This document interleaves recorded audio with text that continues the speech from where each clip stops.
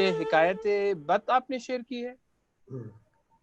جی ٹھیک ہے، چلیں یہیں سے شروع کرتے ہیں. پھر وہ میں چاہ رہا تھا کہ وہاں اس سے جو اس سے دو پہلے والی تھی، لیکن ٹھیک ہے اٹس فائن، یہیں سے شروع کرتے ہیں. اچھا، کہانی جو ہے اس وقت اس اسٹیج پہ ہے کہ پرندے آتے ہیں اور اپنا اپنا تعارف کرواتے ہیں، اور تعارف کے ساتھ ہی جب وہ اپنی بات کرتے ہیں، اپنی کچھ شخصیت کا اظہار کرتے ہیں، تو اس سے جو ہدہد ہے وہ ان کی شخصیت کا کوئی پہلو ان کے اوپر بیان کرتا ہے کہ تمہاری شخصیت یہ ہے اور اس مسئلے سے تم نے ایسے نکلنا ہے. یہاں تک اس حصے تک جہاں تک ہم ابھی پہنچے ہیں، وہ کسی بھی پرندے کو اس کی جو بھی شخصیت ہے اس کی تائید نہیں کرتا کہ تم ٹھیک ہو، بلکہ وہ اس کی نفی کرتا ہے، اس کو نیگیٹ کرتا ہے. گویا جو اس کی تختی کے اوپر جو کچھ لکھا ہوا ہے اس کو صاف کر رہا ہے. یہ پرندے جو آ رہے ہیں یہ سارے کے سارے کسی نہ کسی وصف کے حامل ہیں، اور ان کے جو اوصاف ہیں وہ وہی ہیں جو ہم انسانوں کے ہوتے ہیں. تو یہ اصل میں ہماری شخصیت کو ہی ریفلیکٹ کر رہے ہیں یہ پرندے بھی، اور یا ہماری شخصیت کے مختلف پہلوؤں کو، کہ کیا ہمارے اندر یہ چیز تو نہیں ہے، یہ تو نہیں ہے، یہ تو نہیں ہے. تو اب جو بطخ ہے وہ آتی ہے، تو وہ اپنا ایک تعارف سا اس کا جو ہے، اور یہ کہ میں کیا کرتی ہوں، میں کیا چیز ہوں، پھر اس کے جواب میں ہدہد سے کچھ چیزیں، کچھ باتیں کرتا ہے. یہیں سے ہم شروع کرتے ہیں. بت بصد پاکی برون آمد ز آب، درمیان جهم با خیر الثیاب. بت یعنی بطخ 100 گنا پاکی سے، یعنی بہت ہی صاف ستھری پاک پاکیزہ ہو کر پانی سے باہر آئی. آپ کو معلوم ہے کہ فقہی اصطلاحات میں بھی اور ہماری روایات میں بھی آب جو ہے پانی، وہ نجاست کو دور کرتا ہے، دھوتا ہے، صفائی کرتا ہے. پانی کو مطہرات میں سے کہا گیا، جو 10 مطہر چیزیں ہیں، یعنی وہ چیزیں جو کہ خود پاک ہیں اور دوسری چیزوں کو پاک کرتی ہیں. یہ 10 ہیں میرے خیال ہے فقہی اعتبار سے. ان میں سے ایک پانی. مثال کے طور پہ میرے کپڑے جو ہیں یہ پاک ہو سکتے ہیں، لباس میرا پاک ہو سکتا ہے، لیکن یہ لباس کسی نجاست کو پاک نہیں کر سکتا. یعنی کہیں اگر نجاست ہے تو اس کو یہ صاف نہیں کر سکتا، لیکن پانی یہ کام کر سکتا ہے، خود بھی پاک ہے اور دوسری چیزوں کو پاک کرتا ہے. تو اتنی پاک پاکیزہ ہو کر بطخ پانی سے باہر آئی. کیسے آئی، کس حالت میں؟ درمیان جم با خیر الثیاب، پرندوں کے اس جہاں پر پرندے اکٹھے ہیں، جہاں پہ ان کا اجتماع ہوا ہے، خیر الثیاب، بہترین لباس کے ساتھ. غالباً ہماری دینی روایات میں جو ہمیں اشارے ملتے ہیں اس میں یہ ہے کہ جو سفید رنگ کا لباس ہے وہ سب سے پسندیدہ لباس ہے، اسے پسند کیا گیا ہے. تو بطخ کے جو اسکن کا اس کا جو کلر ہے، اس کے جو پر ہیں وہ سفید رنگ کے ہیں، یعنی اس کا لباس بھی پاک ہے، اور وہ کہاں سے آ رہی ہے، کہاں سے نکل رہی ہے؟ پانی سے باہر آ رہی ہے. اگر آپ اس کو دیکھیں بطخ کو پانی کے اندر جب وہ تیر رہی ہوتی ہے تو وہ بالکل ایسی ہی جیسے کوئی شخص حالت تشہد میں یا استحیات کی جو حالت ہے نماز کی، اس میں کوئی بیٹھا ہو، وہ اس طرح کا اس کا پوسچر ہے نا. تو بظاہر ایک ایسی شخصیت کی طرف اشارہ ہے جو کہ زہد اور عبادت کرنے والی شخصیت ہے. بطخ جو ہے وہ سمبلائز کر رہی ہے ایسی شخصیت کو، ایسے آدمی کو جو کہ پاک ہے، خود پانی سے آئی ہے بطخ، لباس اس کا سفید ہے، پاک لباس ہے، اور ایسی حالت میں اس کو پوسچر بھی ایسے کہ گویا وہ عبادت کر رہی ہے. گفت در هر دو جهان ندهد خبر، کز زمن یک پاک روتر پاکتر. بطخ نے کہا کہ دونوں جہانوں میں آپ کو مجھ سے زیادہ پاک اور پاک چہرے والا کوئی اور شخص نہیں ملے گا، کوئی اور موجود، کوئی اور پرندہ نہیں ملے گا۔ کر دیم ہر لحظے غسلی بر ثواب، میں تو ہر لحظہ غسل کر رہی ہوں، پانی کے اندر رہتی ہے ظاہر ہے، تو نجاست کا اس کے جسم کے ساتھ تعلق ہی نہیں ہے، مسلسل پانی کے اندر ہے، مطہرات میں سے ہے پانی چونکہ، اور وہ مسلسل اس کے اندر رہنے والی۔ پس سجاد باز افکندے برآب، اور پھر میں اس کے بعد کیا کرتی ہوں کہ پانی کے اوپر جائے نماز اپنی بچھا دیتی ہوں، پانی کے اوپر جائے نماز بچھا دیتی ہوں۔ اگر آپ بطخ کو دیکھیں، بطخ جب پانی کے اوپر تیر رہی ہوتی ہے تو اس تیرنے کی حالت میں تیرتے ہوئے بطخ جو ہے وہ ایسے لگتا ہے کہ جیسے وہ واقعی نماز پڑھ رہی ہو۔ پس سجاد باز افکندے برآب، تو میں نے جائے نماز پانی کے اوپر رکھی۔ اس کے علاوہ آپ نے روایات میں، صوفی روایات میں بار بار سننے میں آپ کو ملتا ہے کہ پانی کے اوپر فلاں بزرگ جو وہ نماز انہوں نے ادا کی، اور تو گویا ایک مقام، روحانی مقام اور مرتبے کی حامل یہ شخصیت ہے۔ ہم چمن برآب چون استجکی، نیست باقی در کراماتم شکی، میری طرح پانی کے اوپر کون ٹھہر سکتا ہے، بطخ کہہ رہی ہے، میں جس طرح پانی کے اوپر ٹھہرتی ہوں ایسے کون ٹھہر سکتا ہے۔ نیست باقی در کراماتم شکی، میری کرامات میں تو کوئی شک نہیں ہے۔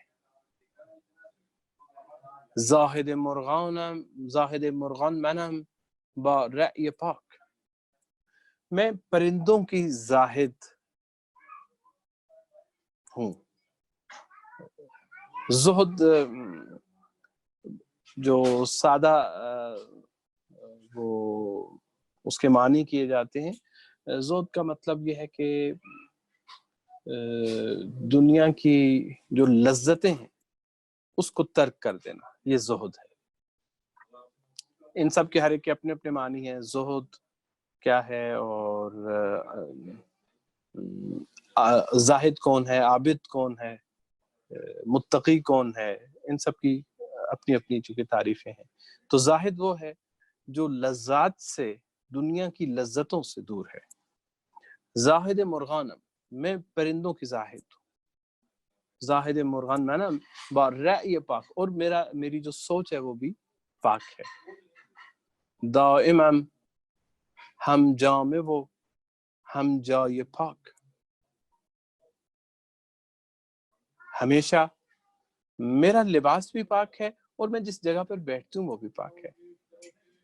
من نیابم در جہان بھی آب سود، زن کے زاد و بود من در آن بود۔ من نیابم در جہان بھی آب سود، میں دنیا میں، اس جہان میں پانی کے بغیر مجھے کوئی فائدہ نہیں ہے، میرا پانی کے علاوہ کہیں اور گزارا نہیں ہے۔ زن کے زاد و بود من در آن بود، اس لیے کہ میرا جینا مرنا، میری زندگی اسی پانی کے ساتھ ہے۔ گرچه در دل عالمی غم داشتم، شستم از دل خواب همدم داشتم، اگرچہ میں نے اپنے دل میں عالمی غم داشتم، میرے دل کے اندر ایک دنیا ہے غمگین، غموں سے بھری ایک دنیا ہے میرے دل میں۔ شستم از دل خواب همدم داشتم، لیکن میں نے وہ سارے غم دھو ڈالے ہیں۔ کیوں؟ اس لیے کہ پانی میرے پاس ہے، چونکہ میرے پاس پانی ہے تو میں وہ غم بھی اپنے دھو سکتی ہوں۔ Thank you. آب در جوی من است اینجا مدام، من به خشکی چون توانم یافت کام۔ آب در جوی من است اینجا مدام، پانی ہمیشہ اس میری ندی میں موجود رہتا ہے، ایک مطلب، اور جو کو اگر جستجو کے معنوں میں لیں، تلاش میں، تو ہمیشہ پانی میرے پیچھے پیچھے ہے۔ پانی کے بغیر، پانی جو ہے اس کے بغیر میرا رہن سہن ممکن نہیں ہے۔ چونکہ میں ہمیشہ پانی میں ہوں، من به خشکی چون توانم یافت کام، تو میں خشکی بھی کیسے جا سکتی ہوں؟ اس بات کو ذہن میں رکھیں کہ جو پرندے آپ جنہوں نے سفر کرنا ہے، یہ خشکی سے کہاں پہ جائیں گے، انہوں نے کہاں پہ جانا ہے؟ ان کا مقصد ہے سیمور کے پاس۔ سیمور کہاں پہ ہے؟ سیمور ہے کوہ کاف میں۔ تو کوہ کاف چونکہ ایک ایسی جگہ ہے جو پہاڑی علاقہ ہے، اور پہاڑ روایت کے مطابق سبز رنگ کے پتھر، جنہیں آپ سبز رنگ کا پتھر کون سا ہوتا ہے جو لوگ پہنتے بھی ہیں عقیق کے علاوہ؟ اپنا زمرد کا پہاڑ ہے کوہ کاف، جو جیسے بیان کیا گیا ہے ان کتابوں میں۔ تو انہوں نے ظاہر یعنی وہ پانی کا علاقہ نہیں ہے، وہاں پہ پانی نہیں ہے۔ تو وہ کہہ رہی ہے کہ میں پانی میں ہوں، پانی صاف ہے، میری زندگی اس کے ساتھ ہے، اسی پانی نے میرے غم دھوئے ہیں، اور ایسی حالت میں میں اس کو چھوڑ کر کیسے جا سکتی ہوں خشکی کی طرف؟ گویا وہ کہنا یہ جا رہی ہے کہ میں سیمور کی وادی کی طرف نہیں بڑھوں گی۔ زندہ ذوب است دائم ہر چه هست، اور پھر کہا کہ ہر چیز جو کہ زندہ ہے وہ پانی سے ہے۔ قرآن کی آیت کا ترجمہ ہے وَجَعَلْنَا مِنَ الْمَاءِ كُلَّ شَيْءٍ، ہے کہ ہم نے تمام چیزوں کو پانی سے زندہ رکھا، پانی سے جو ہے انہیں زندگی دی۔ زندہ عذاب است، پانی سے زندہ ہے، دائم ہر چیز جو بھی ہے، جہاں پر زندگی ہے وہاں پر پانی ہے، پانی کے بغیر زندگی ممکن نہیں۔ این چنین از آب نتوان شست است، تو اس طرح سے آپ اتنی آسانی سے، وہ یہ کہہ رہی ہے کہ اتنی آسانی سے کیسے پانی سے ہاتھ اٹھایا جا سکتا ہے، پانی سے کیسے ہاتھ، جو محاورہ استعمال کیا بڑا خوبصورت ہے، کس طرح پانی سے میں اپنے آپ کو محروم کر سکتی ہوں، اور محاورہ استعمال کیا کہ کس طرح پانی سے ہاتھ دھو لوں۔ کسی چیز سے ہاتھ دھونا، کسی چیز سے ہاتھ دھونا اس کا مطلب یہ ہے کہ جیسے آپ کہیں کیا کہتے ہیں، کسی چیز سے محروم ہو جانا۔ تو انچنین از آب نتوان شست دست، تو کہتے ہیں کہ اس طرح اتنی آسانی سے پانی سے تو ہاتھ نہیں دھویا جا سکتا۔ من رہے وادی کجا دانم برید، میں اس وادی کا سفر کیسے کر سکتی، اتنا لمبا سفر۔ زن کے بعد سیمور نتوانم پرید، اس لیے کہ میں سیمور کے ساتھ وہ پرواز میری ممکن نہیں ہے۔ آن کے باشد قله آبش تمام کی تواند یافت از سیمرغ کام۔ آن کے باشد قله آبش تمام، وہ جو پانی جس کے پاس نہ ہو، پانی ختم کر بیٹھے، یعنی اس میں وہ طاقت ہی نہ رہے، کی تواند یافت از سیمرغ کام، تو وہ سیمرغ سے کیسے بہرمند ہو سکتا ہے؟ تو یہاں تک بطخ نے اپنا تعارف کروایا، اپنے زہد اور اپنی عبادت کا ذکر کیا۔ ہماری کلاس چل رہی ہے یا ختم نہیں ہوگی؟ سوری، مجھے تھوڑا سا جواب چاہیے آپ سے۔ چل رہی ہے، چل رہی ہے، اوکے، ٹھیک ہے ٹھیک ہے۔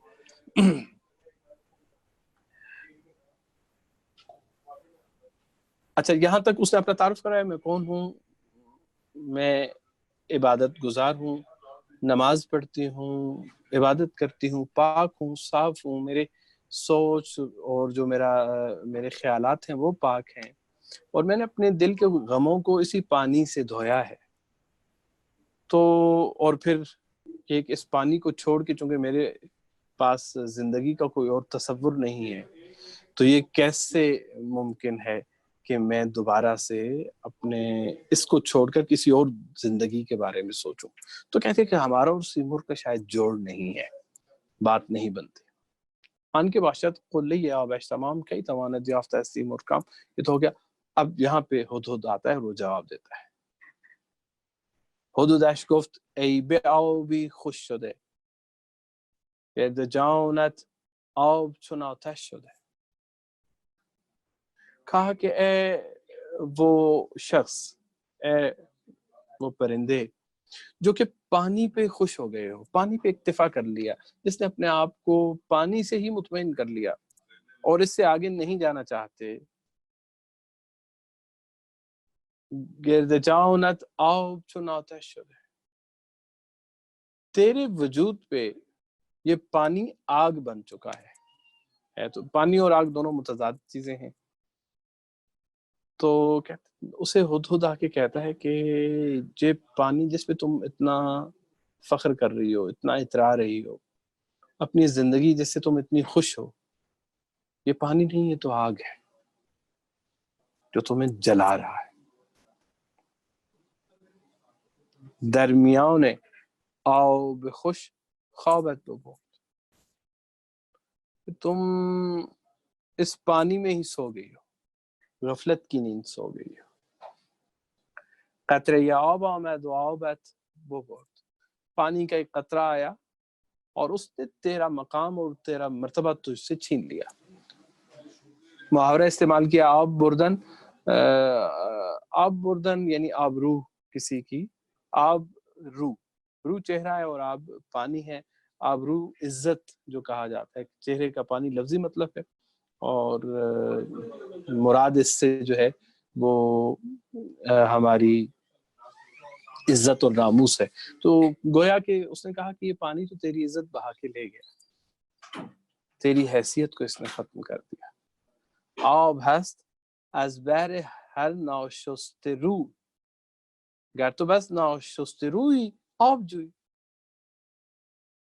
تو حدود نے کہا کہ پانی تو اس کے لیے ہے جو ناپاک ہے، جس کا چہرہ دھلا ہوا نہیں ہے. اس کا مطلب ہے تیرا چہرہ بھی دھلا ہوا نہیں ہے تو تجھے پانی کی اتنی ضرورت ہے. اگر تیرا چہرہ صاف ہوتا، اگر تم صاف ہوتے تو تجھے پانی کی ضرورت نہ ہوتی. یہ جو تم اتنے پانی کے ساتھ اپنی وابستگی کو اور پانی کے اندر رہنا اور اس کے اندر زندگی گزارنے کو تم اتنی اہمیت دے رہے ہو، تو اس کا مطلب یہ ہوا کہ یہ پانی جو ہے تمہیں اس کی ضرورت ہے، اور تم کسی نہ کسی وجہ سے کوئی نجاست تیرے اندر موجود ہے جس وجہ سے تو پانی کے ساتھ اتنی جڑی ہوئی ہے. چند باشد همچو آب روشن روی هر نشسته روی دیدنت. کب تک اس پانی کے اندر چونکہ عکس بھی نظر آتا ہے، روی ہر ناشسته روی دیدنت، کب تک اس پانی کے اندر یہ اندھلے چہرے، گندے چہرے دیکھتی رہو گی. چونکہ وہاں پہ جو دوسرے رہ رہے ہیں وہ بھی ویسے ہی ہیں، اور ان کا عکس سامنے بھی نظر آتا ہے اور پانی کے اندر بھی عکس نظر آتا ہے اگر اپنے آپ کو بھی دیکھو. لیکن کب تک اس اندھلے چہرے کو تم یوں ہی دیکھتے رہو گی. جی آگے بڑھیں، اسی کی کنٹینیوٹی میں جانا ہوگا. میں نیکسٹ پیج پہ نیچے اگر اس کو اسکرول کریں، تھوڑا سا نیچے آئیے، تھوڑا سا اوپر، سوری، واپس جائیے، جی جائیے، بس رکیے جہاں بھی لکھا ہے نا عقیدہ دیوانی در بارے دارم. جی تھینک یو. اچھا، اب یہاں پہ تو پرندے نے اپنا تعارف کروایا، تعارف ہو گیا، اس نے اپنا اس کو ہدہد نے بتا بھی دیا کہ تم جس چیز پہ اترا رہے ہو وہ کوئی ایسی چیز نہیں ہے، بلکہ یہ تیری خوبی نہیں بلکہ ایک خامی ہے. تو اب اسی بات کو وضاحت اس کی ایک کہانی کے ذریعے کرنا چاہتے ہیں. کرد از دیوانه مردی سؤال که این دو عالم چیست با چندین خیال. کسی دیوانے سے ایک شخص نے پوچھا کہ یہ دونوں جہان کیا ہیں، با چندین خیال، جس میں اتنے خیال پائے جاتے ہیں. عالم خیال میں تھوڑا سا یہ چونکہ ذکر آ ہی گیا اس کا، ایک ہے عالم واقع یا عالم ظاہر جسے ہم دیکھ رہے ہیں. یہ ہمارے صوفی ٹیکسٹ میں بھی آیا ہے اور دوسری جگہوں پر بھی جو کلاسیکل ہمارا ٹیکسٹ ہے اس میں یہ بات بار بار آتی ہے کہ ہم ایک دنیا میں نہیں ہیں بلکہ عالم نہیں ہے بلکہ عوالم ہے. ایک ہی وقت میں کئی عالم وجود رکھتے ہیں، کئی دنیایں وجود رکھتی ہیں. ایک سادہ سی جو فلسفے میں مثال دی جاتی ہے اس میں آپ یوں سمجھتے ہیں کہ ایک تو عالم خارج ہے اور ایک عالم ذہن ہے. عالم خارج وہ ہے جو کہ باہر کی دنیا ہے، اور ایک وہ ہے جو آپ کے خیال کے اندر دنیا آباد ہے، یہ بھی ایک دنیا ہے. عالم مادہ محدود ہے، یعنی اگر میں آپ سے کہوں کہ آپ کے سامنے جو کمپیوٹر پڑا ہے آپ اسی وقت اس کو 2 بنا دیں تو آپ کے لیے پاسبل نہیں ہوگا. 3 بنا دیں، 4 بنا دیں، آپ نہیں بنا سکتے. لیکن میں اگر آپ سے یہ کہوں کہ آپ اسی کمپیوٹر کو اپنے ذہن میں تصور کریں اور تصور کریں کہ یہ ایک نہیں 5 ہیں تو آپ فوراً کر لیں گے. تو عالم خیال اس سے زیادہ پیچیدہ اور زیادہ سیٹل ہے عالم ذہن. تو 2 عالم تو جب کہا کہ 2 عالم یہ دنیا اور آخرت ہو گئی، یہ تو ہیں ہی، لیکن ان 2 عالموں کے ساتھ ساتھ کیا ہے، عالم خیال بھی ہے، اور وہ جتنے لوگ ہیں اتنے ہی ہیں، بہت چندین خیال. اس کی کچھ اور تفصیل بھی ہے کسی اور کانٹیکسٹ میں اگر اس کو پڑھا جائے، لیکن وہ شاید میری فیلڈ نہیں ہے، یا یہ کہ مجھے تیاری کے ساتھ اس پہ بات کرنی پڑے کہ عالم خیال جو ہے اس کو کیسے کیسے لوگوں نے ڈسکس کیا ہے اور اس سے کیا کیا ان کی مراد ہے. لیکن اتنا سمجھنے کے لیے میرے لیے جو میرے جیسے عام آدمی ہے اس کے لیے اتنا کہ ایک وہ عالم 2 عالم تو دنیا اور آخرت ہے، اس کے علاوہ جو باقی عوالم ہیں عالم خیال وہ بھی ہیں، اور اس کے علاوہ عالم خیال ایک واقعی عالم کی صورت میں جو کہ الگ سے موجود ہے وہ بھی موجود ہے، اور کسی حد تک وہ افلاطون یا پلوٹو کے وہ جو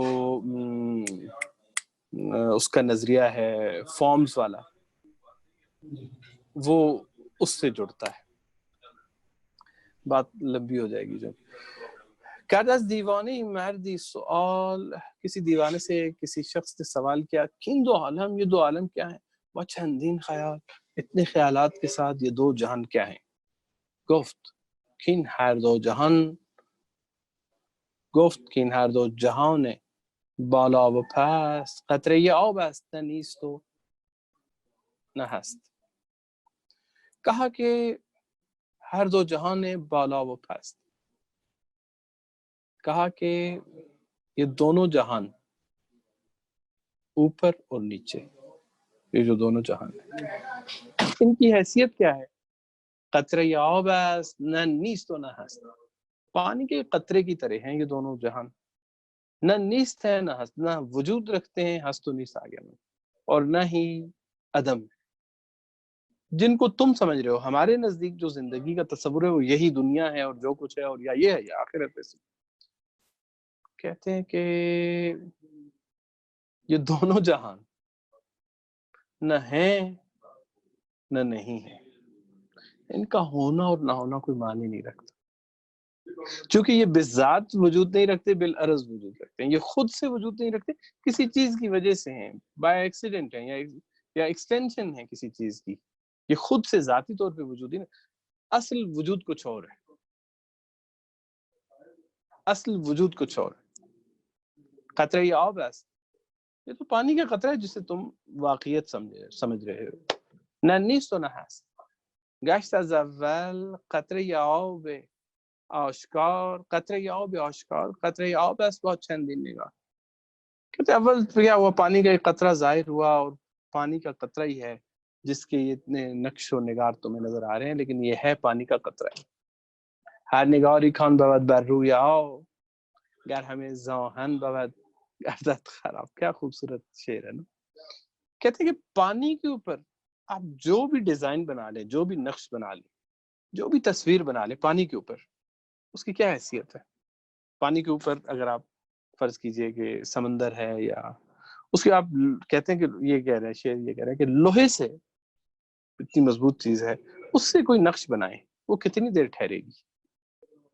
فارسی محاورہ ہے نا کہ اگر کسی چیز کو کہا جائے نا کہ یہ بالکل ضائع گئی یا اس کی کوئی حیثیت نہیں ہے، اس نے ختم ہو جانا، تو کہا جاتا ہے کہ نقش براؤ بس، یہ تو پانی کے اوپر کوئی نقش ہے، یعنی نہیں ہے۔ تو کہتے ہیں عالم ہستی اپنی اصل حقیقت میں اور اپنے اصل وجود میں اس کے اوپر جو تم دیکھ رہے ہو یہ ہے فارم۔ یہ فارم، اس کی اپنی حیثیت کیا ہے؟ ایسے ہی سمجھ لو کہ اس سمندر کے اوپر، ہستی کے سمندر کے اوپر تم نے کوئی نقش بنایا ہے، اور یہ کس کو کہہ رہے ہیں نقش؟ اس ساری کی ساری مٹیریل جو یونیورس ہے یہ اس میں آتی ہے، اور پھر آخرت بھی آتی ہے۔ ان دونوں کی حیثیت یہ ہے، ہر نگاہ ری کان بود بر روی آب گر ہمیں زاهن بود گردد خراب۔ یہ چیزی نیست زاهن سخت ہے، لوہے سے زیادہ مضبوط تو کوئی چیز نہیں ہوتی، ہم بناؤ بر آب دارد در۔ لیکن اس کا بھی کیا ہے،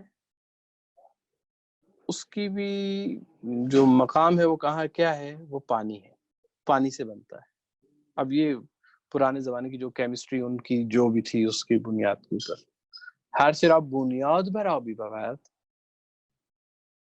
جس چیز کی بھی بنیاد پانی پر ہو، گر ہمیں آتش بغیر خواہ بھی بغیر، بے شک وہ آگ ہی کیوں نہ ہو۔ اب پانی کے اوپر آگ کا تصور امیج بڑا خوبصورت ہوتا ہے، بے شک آگ ہی کیوں نہ ہو، وہ کچھ نہیں ہے، خواب ہے۔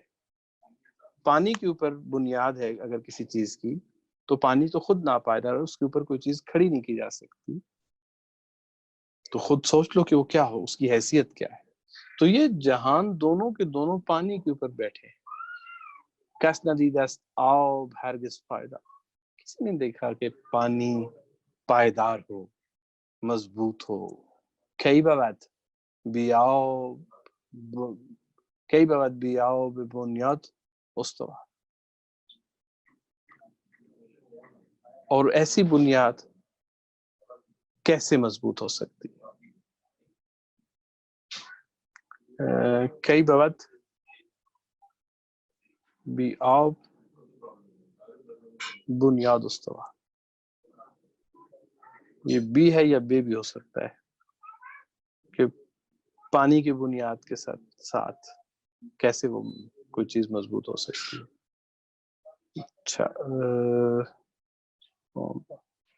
اچھا جی، یہاں تک اگر کوئی میرے خیال ڈسکشن بھی ہو جائے، کافی دیر ہو گئی ہے۔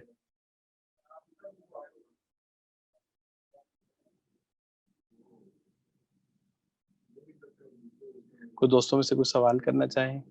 اگر کسی نے کوئی سوال لکھ دیا ہے تو میں دیکھنے کی کوشش کرتا ہوں کیا ہے کچھ ایسا۔ سوری تیمور صاحب، آپ کی آواز تھوڑی سی کمزور ہے شروع سے، آج کے سیشن کے ابتدا سے۔ یہ ہمارا نا آج مائک دوسرا لگایا ہوا ہے، ٹھیک ہے، قریب آتا ہوں تو بات آتا، شاید آ رہی ہوگی اب آواز؟ جی جی، بہتر ہے، بہتر ہے، ٹھیک ہے۔ سوال ابھی تک لکھا ہوا تو کم از کم نہیں آیا کوئی دوستوں میں سے کوئی اپنے کوئی خیالات کا اظہار کرنا چاہے؟ اسی طرح پرندوں میں ایک پرندہ اور ہے، اس کا نام ہے طوطی۔ تھوڑا سا اس پہ شک کیا جاتا ہے، بعض لوگ کہتے ہیں کہ جو طوطا ہمارے ہاں پایا جاتا ہے وہ یہ طوطی نہیں ہے، وہ کچھ الگ ہوتا ہے۔ بہرحال میں کچھ یقین اور وثوق کے ساتھ نہیں کہہ سکتا، لیکن بہرحال ایک سبز رنگ کے پرندے کی بات ہو رہی ہے جو طوطے سے یا اسی فیملی میں سے کوئی ایک پرندہ ہے۔ طوطی آمد با دهان پرشکر، در لباس فستقی با طوق زر۔ طوطی آیا اپنے ایسے منہ کے ساتھ جس سے شکر، جو شکر سے بھرا ہے، یعنی جو میٹھی باتیں بھی کرتا ہے، خوش گفتار ہے۔ در لباس فستقی با طوق زر، فستق جیسے آپ پسٹیشیو کا جو کلر ہے اس کو کہا جاتا ہے، غالباً ایک فستق درخت ہے جس کا رنگ پستے والا رنگ ہے۔ تو آپ کو معلوم ہے یہ مسئلہ رنگوں کا نا، ہمارے ہاں زبانوں میں رنگوں کی، ہر زبان کی اپنی اپنی لمیٹیشنز ہیں. کچھ زبانوں میں ایسی ہیں جن میں کل 3 یا 4 رنگوں کے لیے نام موجود ہے. کچھ ایسی ہیں جو 5 6 زیادہ سے زیادہ میرے خیال ہے 12 رنگ بنتے ہیں زبانوں میں جو آتے ہیں دنیا میں. اس کے کیٹیگرائز کیا گیا ہے باقاعدہ لینگویجز کو. وہ یہ بھی کہا جاتا ہے کہ یہ 3 کلر لینگویج ہے یا 4 کلر لینگویج ہے یا 5 کلر 6 7 زیادہ سے زیادہ غالباً 12 ہے. لیکن اصل میں اگر آپ دیکھیں تو کائنات میں رنگوں کی تعداد بے تحاشا ہے. ایک رنگ کے اندر اتنی اس کی ویریشن موجود ہے ایک ہی رنگ میں کہ ہر ایک اس کے اتنے شیڈز موجود ہیں کہ اب تو یہ کمپیوٹر اور یہ جو گرافکس میں کام کرتے ہیں اس بات کو ہم سب کا تجربہ بھی ہے کہ ایک رنگ کے اندر انفینٹی ہے ہر ایک رنگ کے اندر. تو زبانوں میں جب یہ اس طرح کی ایک ریسٹرکشن آ گئی، لمٹ آ گئی، لمیٹیشن آ گئی کہ آپ کے پاس رنگوں کو بیان کرنے کے لیے نام نہیں ہے، تو پھر آپ کیا کرتے ہیں؟ پھر آپ کہتے ہیں یہ مہندی رنگ ہے، یہ نسواری رنگ ہے، یہ بادامی رنگ ہے. یعنی نیچر میں جو چیزیں پہلے سے موجود ہیں، یہ پستے والا رنگ ہے. خواتین بہتر سمجھ سکتی ہیں سارے. یعنی نیچر کے اندر جو رنگ موجود ہیں، جو چیزیں موجود ہیں، ان کے ساتھ ان رنگوں کو ہم پہچاننا شروع کر دیتے ہیں. نام نہیں ہے ہمارے پاس اس کا. بس ہمارے پاس کالے کے لیے رنگ نام موجود ہے، نیلا، بھورا، 1 2 4 آگے. اس کے بعد جب یہ ختم ہو گئے 5 7 8 جتنے بھی ہوں، ہندی میں ویسے میں نے دیکھا ہے کہ اردو ہندی میں زیادہ ہے، فارسی کی نسبت گنجائش رنگوں کے ساتھ زیادہ وسیع زبان ہے. لیکن بہرحال وہ بھی ایک جگہ پہ آپ آ کے ختم ہو جاتی ہے. تو پھر یہ ہوتا ہے کہ آپ نے یہ سلیٹی رنگ ہے، یہ کیا کہتے ہیں جناب جامنی رنگ ہے، یہ کاستی رنگ ہے. یہ تو یہ وہ ساری چیزیں جو کہ نیچر میں کہیں نہ کہیں موجود ہیں. یا وہ پھل ہو سکتا ہے، وہ کوئی جانور ہو سکتا ہے، وہ کوئی کیا کہتے ہیں آپ درخت ہو سکتا ہے، وہ کوئی بھی ایسی چیز ہو سکتی ہے جو کہ جس کو آپ ریفرنس بنا سکتے ہیں. تو زبان اپنی یہ جو ایک لمیٹیشن ہے وہ اس کو یوں کر کے پورا کر لیتی ہے. تو فستق بھی ایک اسی طرح آپ کہہ سکتے ہیں کہ ہرے رنگ کا، نیم ہرے رنگ کا ایک درخت ہے اس کے، اور اس کی وجہ سے یہ رنگ جو ہے ہم نے یہ نام اس کو دیا ہے. تو جو طوطی ہے اس کا لباس کیا ہے؟ گرین کلر ہے، لائٹ گرین، گرینش. یا طوطے کا جو رنگ ہمارے یہاں بھی ایک پایا جاتا ہے، اس میں بھی کئی رنگ ہوتے ہیں ویسے، اس سبز کے اندر بھی اور ویسے طوطوں کو بھی. تو وہ اس طرح کا ایک رنگ کا پرندہ ہے، اس طرح کی لباس میں ہے، بطوق زر، اور اس کی گردن میں ایک وہ نیکلس سا ہے، یعنی پیلے رنگ کا.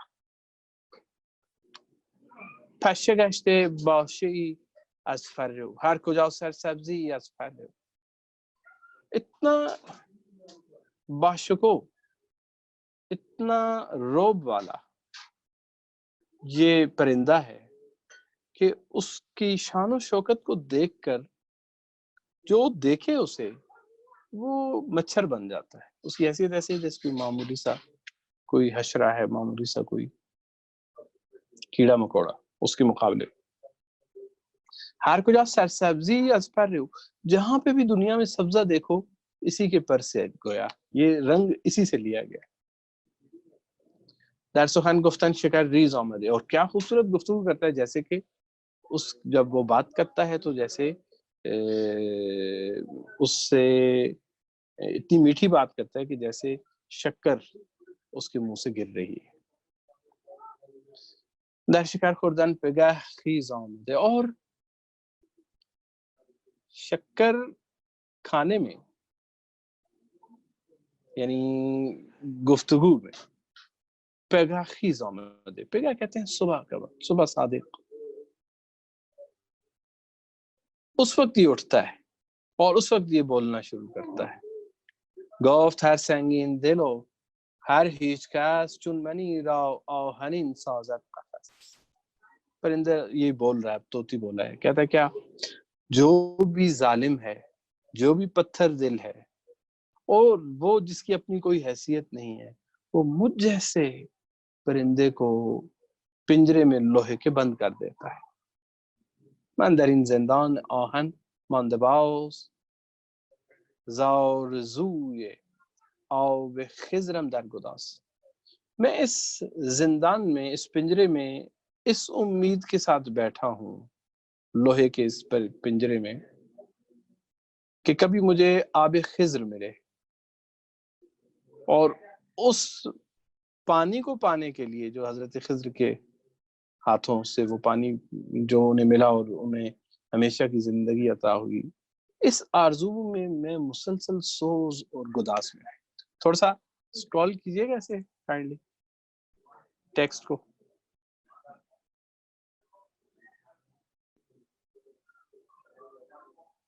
خضر مرغانم ازانم سبز پوش، میں ہوں پرندوں کا خضر. خضر، اچھا خضر کا مطلب بھی خضرا، گنبد خضرا جو آپ نے سبز رنگ ہے نا، تو کہ میں پرندوں کا خضر ہوں. ازانم سبز پوش، اس لیے تو میں نے سبز لباس پہنا ہوا ہے. بوک دانم کردن آب خضر نوش، شاید مجھے وہ پانی مل جائے جو کہ حضرت خضر نے پیا ہے اور انہیں ہمیشہ کی زندگی حاصل ہوئی. من آورم در بر سیمرغ تھا، کہا کہ میرا مقصد سیمرغ تو بہت بڑی چیز ہے، میرا مقصد سیمرغ نہیں خضر ہے. مجھے اگر یہی مل جائے میرے لیے بہت. میں کہاں اور سیمرغ کہاں. من آورم در بر سیمرغ، میں تو اس تاب ہی نہیں لا سکتا اس کے جلوے کی سیمرغ. بس بہت میرے لیے کافی ہے اس چشمے خضرم یہ خواب. مجھے تو کافی ہے کہ اس چشمے سے جس سے خضر نے پانی پیا، مجھے بھی اس سے تھوڑا سا پانی مل جائے. سر نہم در راہ چون سودائی، تو میں اگر مجھے یہ مل جائے تو میں تو اس رستے میں پاگلوں کی طرح اپنا سر رکھوں گا اور چل پڑوں گا سفر کے لیے. میروم ہر جاؤ چون ہر جائی، اور میں ہر جگہ جانے کے لیے تیار ہوں آب خضر کے حصول کے لیے. چون نشان یابم زاؤ بے زندگی، سلطنت دستم دہد در بندگی. مجھے اگر اس پانی کا، اس آب حیات کا کچھ سراغ مل جائے، کوئی نشانی مل جائے، مجھے تو اسی بندگی کے عالم میں بادشاہی مل جائے، اسی غلامی میں میں بادشاہ بن جاؤں. یہ یہاں تک اس نے اپنا تعارف کروایا کہ میں کون ہوں، میرا مقصد کیا ہے، میری آرزو کیا ہے، میں کیا چاہتا ہوں، کیا میرے اندر خوبی اور کیا خامی ہے، کہاں پہ میں کیا کر سکتا ہوں، کیا نہیں کر سکتا ہوں. اب ہدہد پھر بولتا ہے. ہدہدش گفتئی ز دولت بی نشان، تو ہدہد نے کہا کہ ہو خوش بختی تو تم سے بہت دور ہے، تمہیں اندازہ ہی نہیں کہ خوش بختی کسے کہا جاتا ہے. مرد نبود ہر کی نبود جان فشان، تمہیں معلوم ہے کہ وہ تو آدمی ہی نہیں ہے جو جان فشاں نہ ہو. جو اپنی جان، تم اپنی کیا چاہتے ہو، ہمیشہ کا پانی پینا چاہتے ہو، اس سے کیا ہوگا، تم ہمیشہ زندہ رہو گے. کہا کہ یہ تو کوئی بات ہی نہیں، بات تو یہ ہے کہ یہ جو جان تمہارے پاس ہے یہ نچھاور کر دو کسی کے اوپر. بات تو تب ہے. جان ز بہر این بکھار آیت ترا، اس زندگی کا فائدہ ہی یہی ہے. تھوڑا سا اوپر لے جائیے گا. جان ز بہر، بہت شکریہ. جان ز بہر این بکھار آیت ترا، یہ زندگی ہے تو اس کا فائدہ کیا ہے، یہ کس کام آتی ہے. تادمی در خورد یار آیت ترا، تاکہ اس جان کو تم اپنی یار کو پانے کے لیے قربان کر دو. یہ تو اس لیے ہے، یہ اس لیے نہیں ہے کہ اس پہ زندہ رہنا ہے، یہ تو کسی کے اوپر نچھاور کرنے کے لیے. آب حیوان خواہی ہو جان دوستی، پانی بھی آب حیوان یعنی وہی آب حیات وہ چاہتے ہو، ہمیشہ کی زندگی رہنے والا، زندہ رہنے والا پانی بھی پینا چاہتے ہو. اور اپنی جان سے محبت کرتے ہو نا، اس کا مطلب ہے کہ تم خود غرض ہو، اپنی جان سے محبت کرتے ہو، تم کسی اور کے عاشق نہیں ہو، تم تو اپنے عاشق ہو۔ آب حیوان خواہی ہو خود پرست ہو، آب حیوان خواہی ہو جان دوستی، رو کہ تو مغزی نداری پوستی۔ جاؤ، تمہارے اندر سبسٹنس نہیں ہے، تمہارے اندر نٹ نہیں ہے، شیلی شیل ہو تم تو صرف اور صرف کھوکھلی، وہ جو باہر کی کھال اور جلد ہے وہ، اس کے اندر تو کچھ ہے ہی نہیں۔ جانچے خواہی کرت، اس جان کا کیا کرو گے؟ پر جانان فشان، اس کو قربان کر دو محبوب پہ، در رہے جانان چم مردان جان فشان، اور مردوں کی طرح جاؤ اور اپنے آپ کو محبوب پہ قربان کر دو۔ بہت خوب۔ جہاں پہ ہمارے آس پاس میں تھوڑی سی آواز آج آپ کو ڈسٹرب کر رہی ہوگی، لیکن وہ تھوڑی سی ہماری آج مجبوری ہے جس کے ساتھ آپ نے گزارا کرنا ہے۔ بہت ہلکی ہے، ڈسٹرب نہیں کر رہی۔ یہ ان کی مہربانی۔ اچھا، میں بھی اسی وجہ سے تھوڑا سا لاؤڈ بول رہا ہوں تاکہ وہ اس کو دبا دے۔ جی، تو یہاں تک یہ بات ہوگی۔ اب پرندے نے اپنا تعارف کروایا، میں کیا ہوں، ہدہد نے فوراً اس کو بتا دیا کہ تم اصل میں یہ ہو، یہ تمہارا مسئلہ ہے۔ اسی بات کی وضاحت کرنا چاہتے ہیں ایک کہانی کے ذریعے جو اس پچھلی بات سے جڑی ہوئی ہے۔ گفتگو خضر علیہ السلام با دیوانے، حضرت خضر علیہ السلام کی ایک دیوانے کے ساتھ گفتگو۔ بودان دیوانی عالی مقام، خضر با او گفت ای مرد تمام۔ ایک دیوانہ تھا عالی مقام، بلند مقام، دیوانہ لیکن بلند مقام کا حامل۔ خضر با او گفت ای مرد تمام، اور خضر نے کہا کہ اے ایک مکمل انسان کامل، رائے انداری کے باشی یار من، گفت باتو بہنا یادکار من۔ خضر نے کہا کہ کیا تم چاہتے ہو کہ میرے ساتھی بنو، خضر جیسا ساتھی مل جائے؟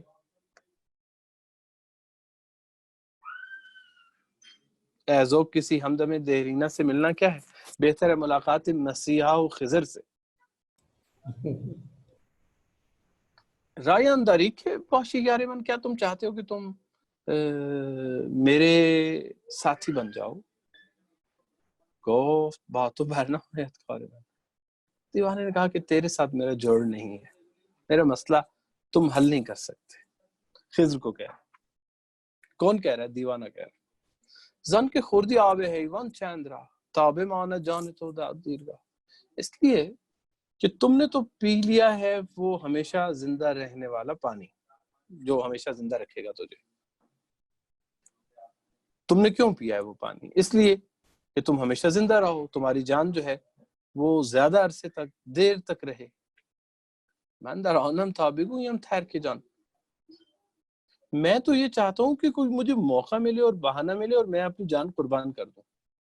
زان کے بھی جانان نہ دارم برگان، اس لیے کہ محبوب سے دوری کیا زندگی ہے وہ، میرے لیے ایسی زندگی میں کوئی کشش نہیں ہے جس میں محبوب نہیں ہے۔ تو میں تو چاہتا ہوں کہ مجھے محبوب ملے اور اسی وقت میں اس کے اوپر قربان ہو جاؤں۔ چون تو اندر حفظ جان ایمان دہی، خضر تم چونکہ اپنی جان کی حفاظت کے مسئلے میں پھنسے ہوئے ہو، من بے تو ہر روز جان افشان،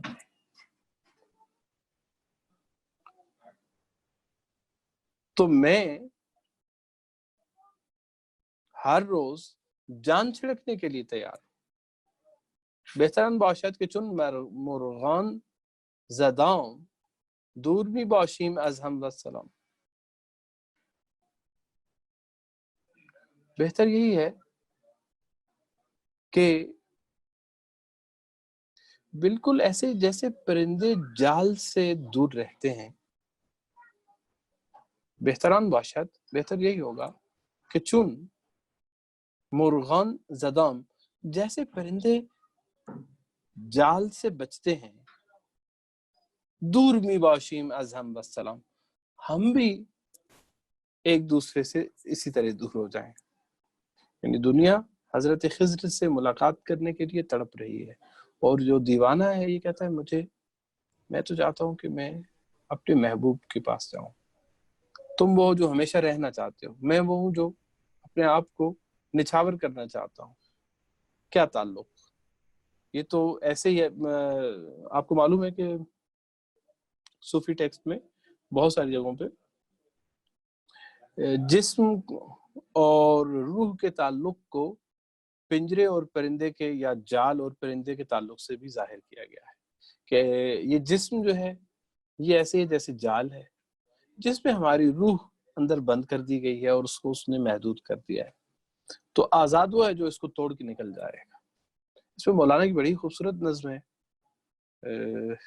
مجھے آپ نوٹ کر لیں میں اگلی دفعہ انشاءاللہ غزل ہے ایک اسی سبجیکٹ سے ریلیٹڈ، وہ پڑھیں گے. بس صرف آپ میں سے کوئی دوست نوٹ کر لے تاکہ میں وہ ٹیکسٹ جو ہے وہ اگلی دفعہ سامنے رکھوں. جی کون سی نسل؟ آپ نے مجھے صرف اتنا یاد کروانا ہے کہ آپ نے مولانا کی ایک غزل، معذرت چاہتا ہوں، مولانا کی ایک غزل روح اور جسم کے تعلق سے متعلق، جسم اور روح سے، ٹھیک ہے. اس وقت اتفاق سے نا مجھے ایک مصرع بھی ذہن میں نہیں آ رہا، لیکن وہ اسکیچ سارا میرے ذہن میں. جی حکایت طاووس پڑھنا چاہتے ہیں؟ آسان ہمائی رہ گئی ہے جی تو میں چاہتا ہوں تھوڑا سا کچھ دوست بھی کچھ بولے نا، تاکہ مجھے تھوڑا سا کچھ نہیں تو مجھے تھوڑا سا سانس مل جائے. چھوٹا سا ایک سوال تھا، تکنیکی سا ہے، اتنا کوئی بڑا سوال نہیں تھا. پلیز. جس میں آپ نے بتایا ہے حکایت طوطی میں کہ آرزو میں پگھلنا، یعنی گداختن ہے نا، گداز پگھلنا، ذرا اس کی تھوڑی سی وضاحت کر دیں. آرزو میں پگھلنے سے مراد کیا ہے؟ یعنی کہ زندگی بسر کرنا اس آرزو میں، سوز میں. اچھا دیکھیے، میں شاید پوری طرح سے سوال تو نہیں سمجھاؤں، لیکن گداختن اور اس کا تعلق جو ہے وہ اب چونکہ مجھے اب یاد نہیں ایگزیکٹلی کہ وہ لائن جو ہے وہ کیا تھی.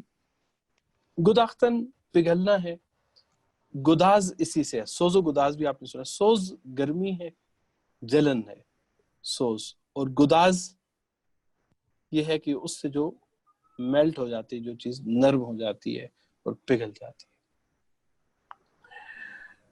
جب تک اچھا جب آپ پگھل جاتے ہیں تو آپ کی جو فارم ہے وہ ختم ہو جاتی ہے. ایسی جو وجود تھا جس شکل میں، اگر وہ پگھل گیا ہے تو وہ نہیں رہا. اب وہ ایک نئے وجود میں ڈھلے گا، نیا کچھ بنے گا. تو عشق کی آگ میں محبوب کو پانے کے لیے عاشق اس میں سوز و گداز میں رہتا ہے اور وہ پگھلتا رہتا ہے یہاں تک کہ وہ ٹرانسفارم ہو جاتا ہے. اسی لیے اور ہاں، سوز و گداز کی نشانی کیا سمجھی گئی ہے تصوف میں؟ سوز و گداز کی دل کا نرم ہونا، لطیف ہو جانا، آنسوؤں کا آنا، گریا، یہ اسی کی نشانی ہے کہ جب آپ پگھل گئے ہیں، جب آپ ٹوٹ گئے.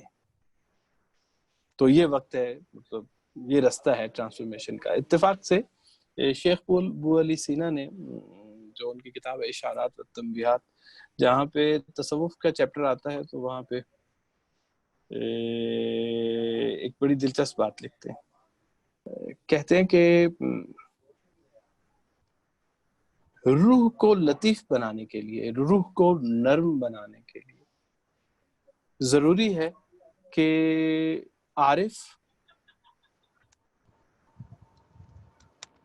دو چیزوں سے استفادہ کرے. دو چیزیں انسان کی روح، ہاں کہتے ہیں دو چیزیں انسان کی روح کو نرم بناتی. ایک کہتے ہیں عشق عفیف، عشق دنیاوی عشق کی بات کر رہے ہیں، عشق لیکن عشق عفیف باعفت، جس میں شرم و حیا ہے، جس میں ایسا عشق جس میں جسمانی جو ضروریات اور جو خواہشات ہیں وہ نہیں ہیں، بلکہ ایک لطیف عشق، اس سے روح میں نرمی پیدا ہوتی ہے کہتے ہیں. اور دوسرا ہے صدائے عشق عفیف، صدائے لطیف، اور لطیف آواز موسیقی جیسے موسیقی. تو موسیقی بھی صوفیاء نے اس کو جو ایک باقاعدہ تربیت کا ذریعہ رکھا اور بتایا، اس کے پیچھے بھی ایک پوری فلسفی ہے کہ موسیقی انسان کی تربیت کرتی ہے، اس کی روح کی تربیت کرتی ہے، روح کے اندر لطافت لے کر آتی ہے. تو پتہ نہیں میں نے آپ کے سوال کا جواب دیا یا نہیں. جی بالکل وضاحت سے آپ نے بتایا. بالکل جواد صاحب ٹائم کا تو کوئی مسئلہ نہیں ہے، 9 بج گئے میرے خیال میں. اچھا 10 تک شاید 9:10 پہ شروع ہوا تھا، 8:10 پہ کا مطلب. جی ہم جیسے آپ کہیں گے، میں اس معاملے میں تو آپ کے حکم کا پابند ہوں. مجھے یاد نہیں پچھلی دفعہ کیا بات ہوئی تھی کہ ہم ہاں دوستوں نے آج چونکہ کوئی سوال نہیں آ رہا، اس وقت ڈسکشن ہو رہی تھی نا. ہاں جی ڈسکشن ہو رہی جی ڈسکشن ہو رہی تو اب اگر کوئی دوستوں میں سے اور بھی کوئی بات کرنا چاہے تو.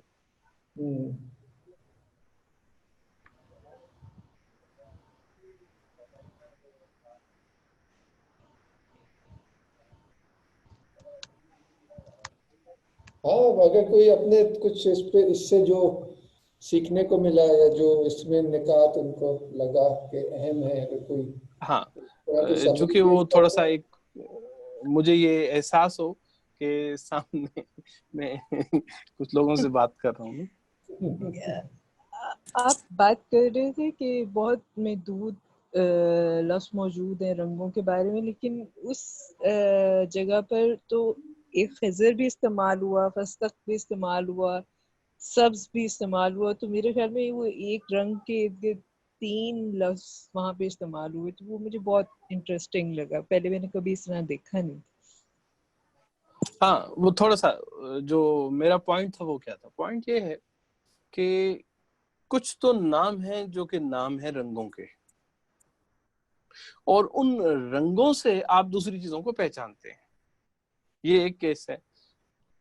سیکنڈ سینیریو یہ ہے کہ آپ کو اس رنگ کا نام نہیں پتا، اس رنگ کی کوئی چیز ہے جس کی وجہ سے آپ اس رنگ کو پہچانتے ہیں.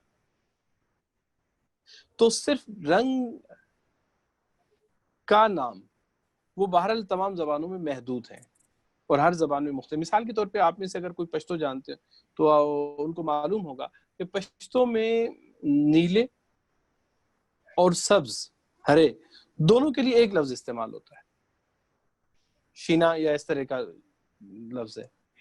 کوئی اگر بیٹھا ہے پشتو جاننے والا یہاں پہ تو دوست بتا سکتے ہیں. یعنی وہ کہیں گے آسمان ایکچولی نیلا پشتو ہے. کا تو السلام علیکم. پشتو میں تو یہ آپ نے بتایا، مجھے اس کا علم نہیں ہے، میں پشتو سے واقف نہیں ہوں. لیکن ایکچولی پنجابی میں بھی میں نے یہ دیکھا ہے استعمال، خاص طور پہ سیف الملوک میں اکثر میاں صاحب جو ہیں وہ سبز کے لیے نیلا لفظ استعمال کرتے ہیں. نیلا کہہ رہے ہیں جی بالکل. تو جی تعلق اس کا سنسکرت زبان سے ہے، جہاں پر یہ واپس جا کے وہی خضر کی طرح ہری سے ملتا ہے. ہری اور نیلا دونوں ہی کرشنا کے نام ہیں. اچھا پہلو ہے، یہ بھی بڑا خوبصورت پہلو ہے. دونوں کا مطلب دھیان نہیں گیا. اچھا تو میرا پوائنٹ جو ہے وہ یہ ہے، جو میں ابھی تک صحیح کر کے بیان نہیں کر سکا، وہ یہ ہے کہ کچھ تو رنگوں کے نام ہیں نا سیدھے سیدھے، جیسے کالا ہے، نیلا ہے، پیلا ہے، یہ ہو گئے نا جو بھی. جب آپ کہتے ہیں سرمئی، تو سرمئی خود سے کوئی رنگ نہیں ہے. جب آپ کہتے ہیں جامنی، تو جامنی ایک چیز ہے، جامن ایک چیز ہے جس کا ایک رنگ ہے. اور آپ نے اس رنگ کو، اب جو بھی اس رنگ کی ہے اس کو آپ نے کہا یہ جامنی ہے، جو کہ جامن والے رنگ کی ہے. جو بھی بادام کے رنگ والی ہے ہم نے کہا یہ بادامی ہے. اب بادام رنگ نہیں ہے کوئی خود سے، آپ کے پاس نام بھی کوئی نہیں ہے، آپ کے پاس تو بادام ہے. تو آپ نے کیا کیا کہ چونکہ زبان میں وہ لفظ نہیں تھا اس کے لیے کوئی، تو آپ نے کہا یہ بادامی ہو گیا. اب جو چیز آپ کو ملتی جا رہی ہے، مالٹا ہی ہو گیا، یہ جی کیا کہتے ہیں مہندی ہو گیا. اب یہ ساری وہ چیزیں جو کہ ویسے خود سے موجود ہیں، یہ رنگ نہیں ہے، یہ خود ایک چیز ہے. مہندی ایک چیز کا نام ہے، بادام ایک چیز ہے، مالٹا بھی اسی طرح کوئی چیز ہے، باقی بھی پستہ بھی اسی طرح، نسوار بھی اسی طرح. تو چونکہ ہمارے پاس ڈکشن میں اتنی گنجائش نہیں ہے، تو ہم نے کیا کیا، نسوار سے نسواری بنا دیا، بادام سے بادامی بنا دیا، اسی سے بناتے گئے. اور پھر آپ رنگوں کی جو ورائٹی ہے، جو یا اپنا ان کو بیان کرنے کے لیے آپ ان چیزوں سے مدد لیتے ہیں. تو وہ یہ پوائنٹ تھا. یہاں سے ایک کامنٹ آیا ہے کوثر صاحبہ کا. جی اچھا میں پڑھوں؟ ڈانٹ تو نہیں دیا کہیں؟ آپ بھی پڑھے تو اچھا. ڈانٹ تو نہیں دیا مجھے؟ لکھا ہے سکتے میں ہے، سوال کیا کریں، ایک نیا رخ دیکھنے کو مل رہا ہے، ایک نیا رخ دیکھنے کا. جی جی دیکھ لیا میں.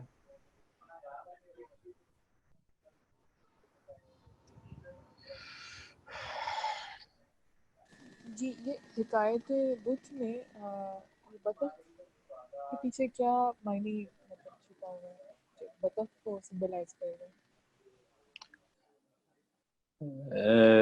تھوڑا سا کائنڈلی آپ دوبارہ سوال دہرا دیجیے، تھوڑا سا بلند. جی شاید میں میرے جی تھینک یو پلیز. جی میں کہہ رہی ہوں کہ جو حکایت بت میں آپ نے بطخ کا ذکر کیا، اس میں کیا سمبولزم مطلب چھپا ہوا ہے بطخ کے پیچھے؟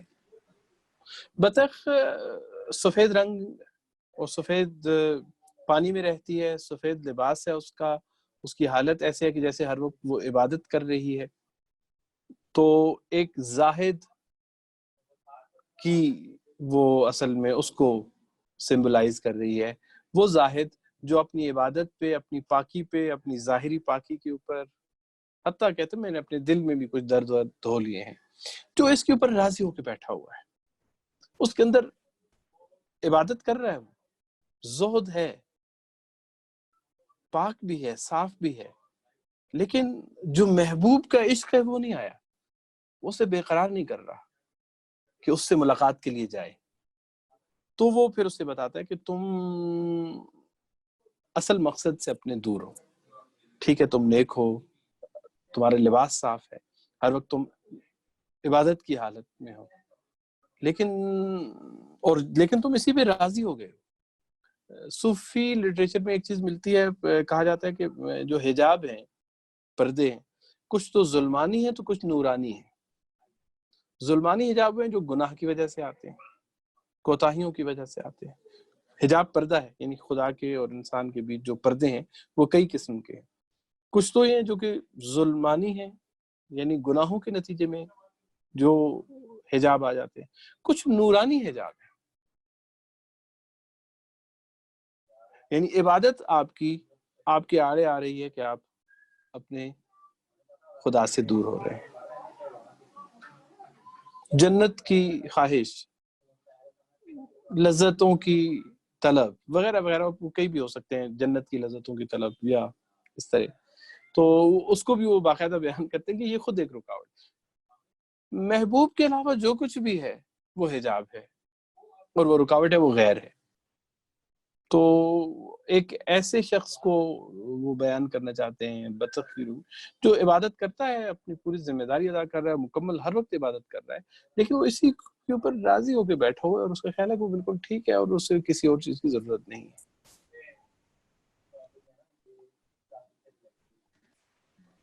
جی بہتر، بہت شکریہ.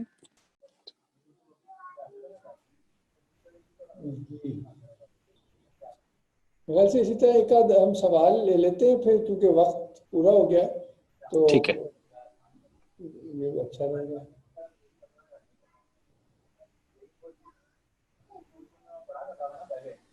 اگلی دفعہ کے لیے داستان ہمائی ہے اور آپ کون سی ہما جی پھر میں ایک دو ایڈ کر دوں گا. وہ ڈیپینڈ کر رہا ہے کہ آپ کتنا پڑھتے ہیں نا. بعض وقت ممکن ہے ایک داستان میں زیادہ ٹائم لگ جائے یا ایک سیشن میں ہم 2 یا 3 پڑھ لیں. تو ابھی تک جو ایکسپیرینس ہوا ہے 1 گھنٹے میں تقریباً 2 ہم پڑھ سکتے ہیں. تو ایک ہما کی تو میں نے دے دی, ایک آدھ میں ساتھ والی بھیج دوں. لگ رہا سوال تو نہیں ہے. ٹھیک ہے, تو ہمیں خاتمے کا اعلان کر دینا چاہیے.